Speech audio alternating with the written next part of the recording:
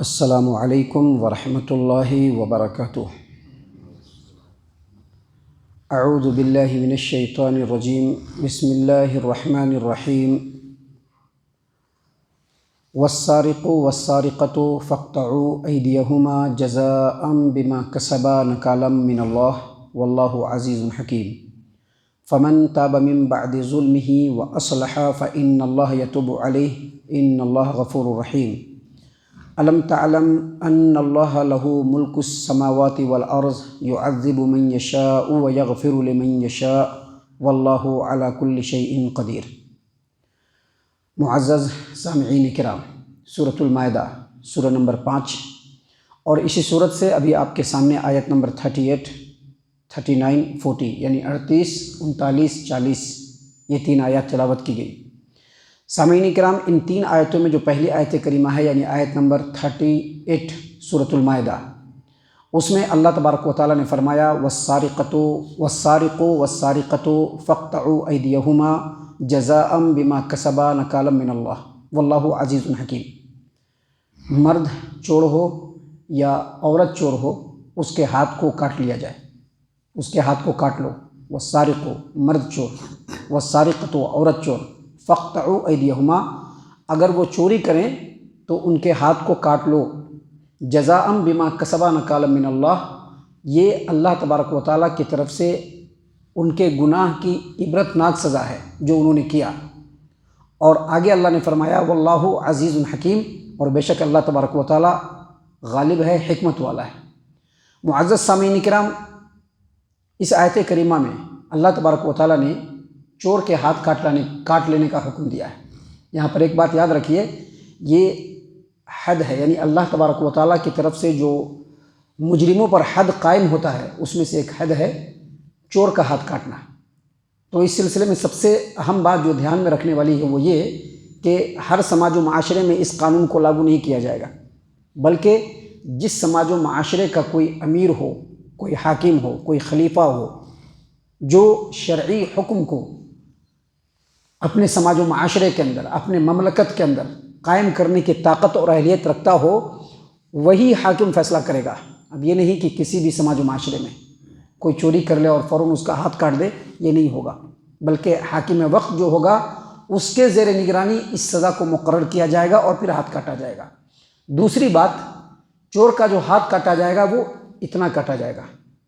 زمانہ جاہلیت میں چور کے ہاتھ کاٹنے کی سزا یہی تھی۔ نبی صلی اللہ علیہ وسلم کے زمانے سے، آپ کے نبی بنائے جانے کے زمانے سے پہلے جو زمانہ جاہلیت ہے اس میں یہی سزا تھی۔ اسلام نے اس کو برقرار رکھا لیکن اس میں کچھ شرطوں کا اضافہ کر دیا، بالکل اسی طرح سے جس طرح سے زمانہ جاہلیت میں قرض کی، قسامہ، دیت وغیرہ کی جو معمولات جو ہیں جس طرح سے اس زمانے میں تھے، شریعت نے اس کو برقرار رکھا، لیکن اس کے اندر جو کمی تھی اس کو پورا کر کے انسانی مصلحتوں اور انسانی مصلحت کے تقاضوں کے مطابق اس کے اندر اضافہ کر دیا۔ تو اس سے یہ پتہ چلا کہ زمانہ جاہلیت میں ہاتھ کاٹنے کا حکم تھا، زمانہ جاہلیت میں یہی معمول تھا کہ چور کا ہاتھ کاٹ دیا جاتا تھا، شریعت نے اس کو برقرار رکھا۔ لیکن سوال یہ ہے کہ چور کا ہاتھ کب کاٹا جائے گا؟ اب چور کسی جگہ سے ایک چھوٹا موٹا سامان چرا کر کے لے گیا تو کیا اس کا ہاتھ کاٹا جائے گا؟ تو اس سلسلے میں نبی اکرم صلی اللہ علیہ وسلم نے مکمل وضاحت فرمائی ہے۔ یاد رکھیے، ہماری شریعت 2 چیزیں ہیں، ایک اللہ کا کلام اور دوسرا نبی کا فرمان۔ نبی صلی اللہ علیہ وسلم کو نبی اسی لیے اللہ تبارک و تعالیٰ نے بنا کر کے بھیجا کہ شریعت کے جو احکام نازل ہو رہے ہیں قرآن کریم کی آیات کی شکل میں، ان آیتوں کی تفسیر، ان آیتوں کی توضیح مکمل طور پر لوگوں کے سامنے نبی صلی اللہ علیہ وسلم رکھ دیں۔ لہٰذا یہاں پر اللہ تبارک و تعالیٰ نے صرف ہاتھ کاٹنے کا حکم دیا، لیکن نبی اکرم صلی اللہ علیہ وسلم نے بتلایا کہ چور کا ہاتھ کب کاٹا جائے گا۔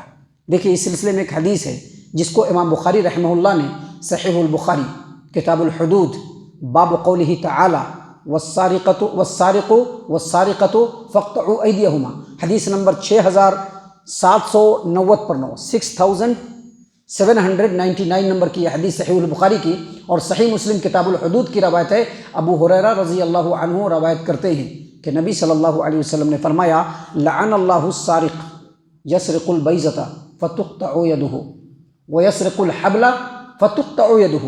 اللہ تبارک و تعالیٰ چور کے اوپر لعنت فرمائے کہ وہ بیضہ چراتا ہے، بیضہ، وہ بیضہ چراتا ہے اور اس کے ہاتھ کو کاٹ لیا جاتا ہے، وہ رسی چراتا ہے اور اس کے ہاتھ کو کاٹ لیا جاتا ہے۔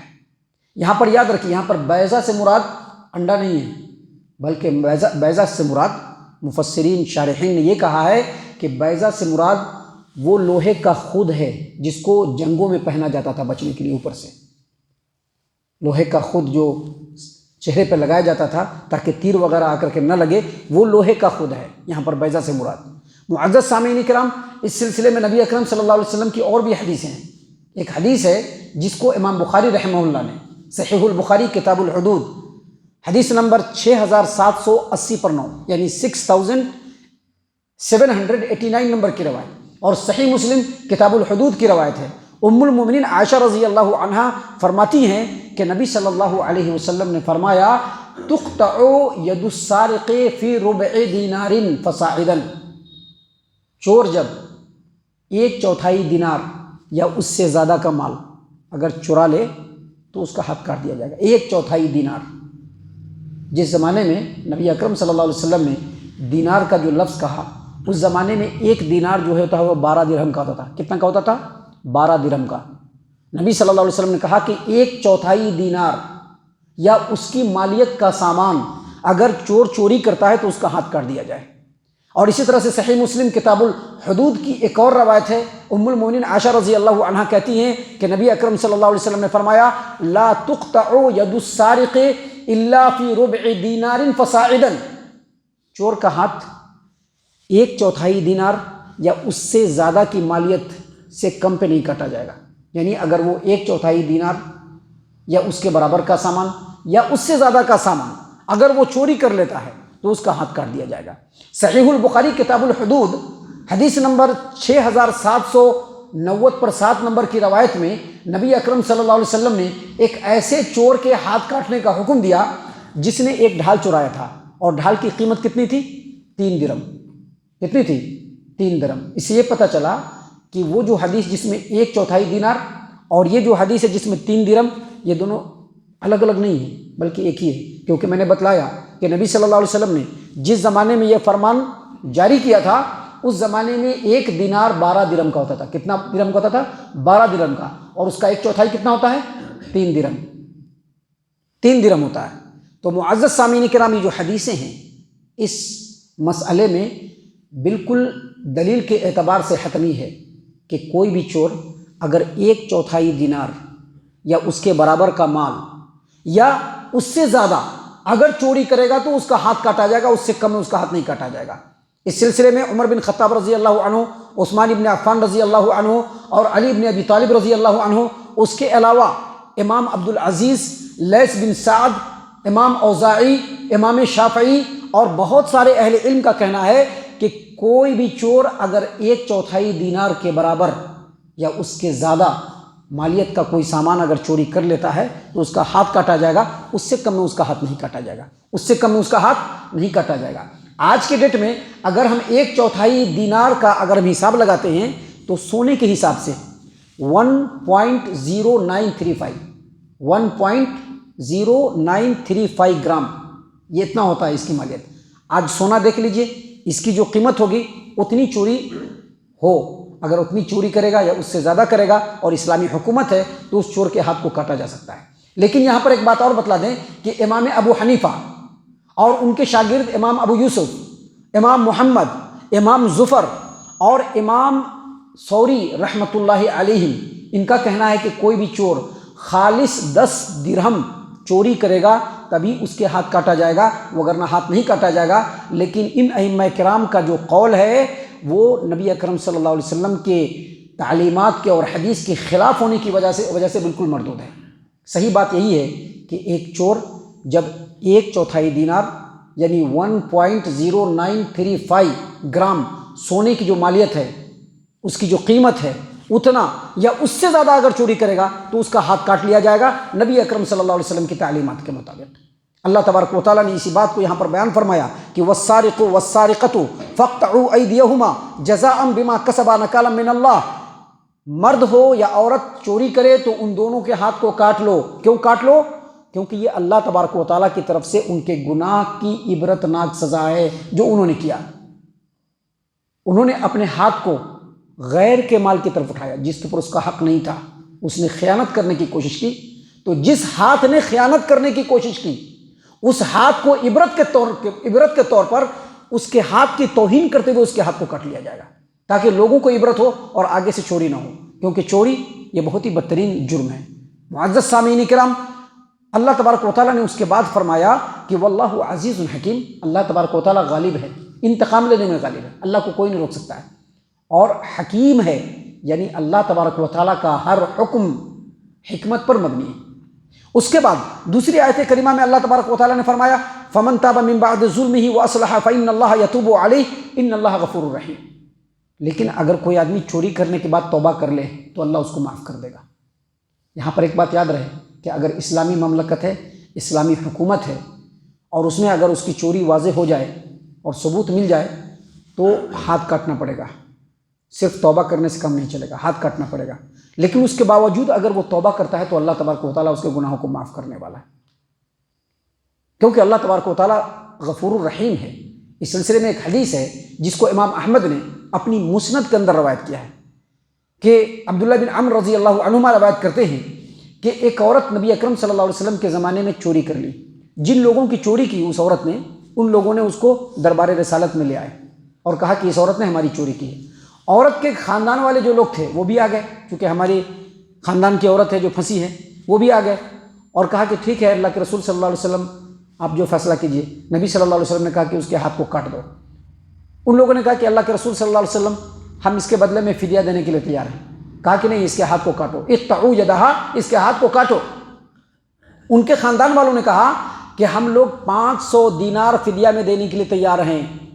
نبی اکرم صلی اللہ علیہ وسلم نے کہا کہ اس کے ہاتھ کو کاٹو، لہذا اس کے ہاتھ کو کاٹا گیا۔ اس کے بعد اس عورت نے نبی صلی اللہ علیہ وسلم سے پوچھا کہ اللہ کے رسول صلی اللہ علیہ وسلم کیا میری توبہ قبول ہو جائے گی؟ اللہ کے رسول صلی اللہ علیہ وسلم نے کہا کہ جو حد تم کو لگی ہے، جو سزا تم کو ہوئی ہے اسلام کے حساب سے، اس سزا کے بعد تم بالکل اس طرح سے پاک ہو گئی ہو جس طرح سے تم اپنے ماں کے پیٹ سے پیدا ہوئی تھی، جس دن اس دن پاک تھی، بالکل ویسے ہی پاک ہو گئی ہو۔ اور راوی نے کہا کہ اسی سلسلے میں اللہ تبارک و تعالیٰ نے اس آیت کریمہ کو نازل فرمایا کہ فمن تاب من بعد ظلمه واصلح فان اللہ یتوب علیہ ان اللہ غفور رحیم۔ جو آدمی گناہ کے بعد توبہ کرے، فمن تاب من بعد ظلمه، گناہ کے بعد توبہ کرے، واصلح، اور اپنی اصلاح کر لے، نیکوکار ہو جائے، نیکی کے کام کرنے لگے، تو اللہ تبارک و تعالیٰ نے فرمایا فإن اللہ یتوب علیہ، اللہ تبارک و تعالیٰ اس کی توبہ کو قبول کر لے گا۔ ان اللہ غفور رحیم، بے شک اللہ تبارک و تعالیٰ بخشنے والا اور رحم کرنے والا ہے۔ یہ جو عورت چوری کی تھی، یہ وہی عورت ہے، مخزومیہ عورت، جس کے بارے میں صحیح البخاری، صحیح مسلم، صحیح بخاری کتاب الحدود، صحیح بخاری کتاب و احادیث الانبیاء، صحیح مسلم کتاب الحدود کی روایت ہے۔ امام زہری عروہ سے اور وہ ام المؤمنین عائشہ رضی اللہ عنہا سے روایت کرتے ہیں کہ خاندان مخزوم کی ایک عورت نے چوری کر لی۔ قریش کے لوگ بہت پریشان ہوئے۔ کب چوری کی تھی؟ جب غزوہ فتح ہوا، فتح مکہ کے موقع سے اس عورت نے چوری کر لی۔ اب اس کے خاندان والے اور قریش کے لوگ ذرا پریشان ہوئے۔ کیوں پریشان ہوئے؟ کیونکہ یہ بڑے ذرا گھرانے کی عورتیں ہوتے ہیں نا، بڑے گھرانے، اس کو ذرا زیادہ لوگ بھاؤ دیتے ہیں، چھوٹے لوگوں کو بھاؤ نہیں دیں گے، یہ لوگوں کی فطرت ہے۔ تو ذرا بڑے گھرانے کی عورت ہے تو کیسے ہوگا، اتنے بڑے گھرانے کی عورت کا ہاتھ کیسے کٹ جائے گا؟ تو لوگوں نے مشورہ کیا، کہا کہ نبی صلی اللہ علیہ وسلم سے کون بات کرے گا؟ کہا کہ اسامہ بن زید رضی اللہ عنہ جو نبی صلی اللہ علیہ وسلم کے بڑے چہیتے ہیں، ان کو کہیے کہ آپ صلی اللہ علیہ وسلم سے سفارش کریں۔ مقدمہ نبی صلی اللہ علیہ وسلم کی خدمت میں پیش ہوا، اور ادھر اسامہ بن زید رضی اللہ عنہ نے سفارش کی کہ اللہ کے رسول صلی اللہ علیہ وسلم ذرا بڑے گھرانے کی عورتیں دیکھ لی، ذرا سزے میں کچھ تخفیف ہو جائے، کچھ سوچیے۔ نبی صلی اللہ علیہ وسلم ناراض ہو گئے اور کہا اتشفعوا فی حد من حدود اللہ، اللہ کے حد میں تم جو ہے سفارش کر رہے ہو؟ اللہ نے جو حد قائم کر دیا خلی، اب اس میں کوئی سفارش نہیں کر سکتا ہے۔ اور غصہ ہو گیا نبی صلی اللہ علیہ وسلم۔ شام کے وقت نبی صلی اللہ علیہ وسلم کھڑے ہوئے اور کھڑے ہو کر کے اللہ تبارک و تعالیٰ کی حمد و ثنا بیان کی، اور حمد و ثنا بیان کرنے کے بعد کہا کہ تم سے پہلے لوگ اسی لیے ہلاک و برباد ہو گئے کہ اگر کوئی بڑا آدمی گناہ کرتا تھا تو اس پر پردہ ڈالتے تھے، اور اگر کوئی چھوٹا آدمی گناہ کرتا تھا، کمزور آدمی، غریب آدمی، تو اس کے اوپر چڑھ دوڑتے تھے، اس کے اوپر حد قائم کرتے تھے۔ اور اس کے بعد نبی صلی اللہ علیہ وسلم نے فرمایا والذی نفس محمد بیدی، قسم اس ذات کی جس کے ہاتھ میں محمد کی جان ہے، لو سرقت فاطمہ بنت محمد، اگر محمد کی بیٹی فاطمہ بھی چوری کرے لقطعت یدہا، تو میں اس کے ہاتھ کاٹ لوں۔ ام المؤمنین عائشہ رضی اللہ عنہا نے کہا کہ اس عورت نے اچھی توبہ کر لی، اس کا ہاتھ کاٹ دیا گیا، اچھی توبہ کی، اس کی شادی بھی ہوئی، اور پھر وہ کبھی کبھار آتی تھی تو میں اس کی ضروریات نبی اکرم صلی اللہ علیہ وسلم کی خدمت میں بول دیا کرتی تھی۔ تو اسی چیز کو اللہ تبارک و تعالیٰ نے یہاں پر بیان فرمایا کہ جو آدمی اگر گناہ کرنے کے بعد توبہ کر لے اور اپنی اصلاح کر لے تو اللہ تبارک و تعالیٰ گناہوں کو بخشنے والا اور رحم کرنے والا ہے۔ اور اس کے بعد اللہ نے فرمایا الم تعلم ان اللہ لہ ملک السماوات والارض، کیا تم کو نہیں معلوم ہے کہ آسمانوں اور زمین کے اندر اللہ کی بادشاہت ہے؟ اللہ کی بادشاہت ہے کا مطلب اللہ کے حکم کو کوئی نہیں ٹال سکتا۔ جو اس نے مقرر کیا ہے سزا، جہاں پر اللہ کا حکم ہوگا وہاں پر اس سزا کو قائم کیا جائے گا، کیونکہ زمین اور آسمانوں میں اور زمین میں اللہ کی بادشاہت ہے، اللہ کی ملکیت ہے، اللہ کی سلطنت ہے، اللہ کے حکم کو کوئی نہیں ٹال سکتا۔ اور آگے فرمایا یعذب من یشاء ویغفر لمن یشاء، اللہ جس کو چاہے عذاب دے، جس کو چاہے بخش دے، اللہ تبارک و تعالیٰ ہر چیز کے اوپر قادر ہے، واللہ علی کل شیء قدیر، اور اللہ تبارک و تعالیٰ ہر چیز کے اوپر قادر ہے۔ اللہ تعالیٰ سے دعا ہے کہ اللہ تعالیٰ ہم تمام کو ان تمام باتوں کے اوپر خوب غور و فکر اور تدبر کرنے کے ساتھ ساتھ ان باتوں کے اوپر عمل کرنے کی بھی توفیق عنایت فرمائے، آمین۔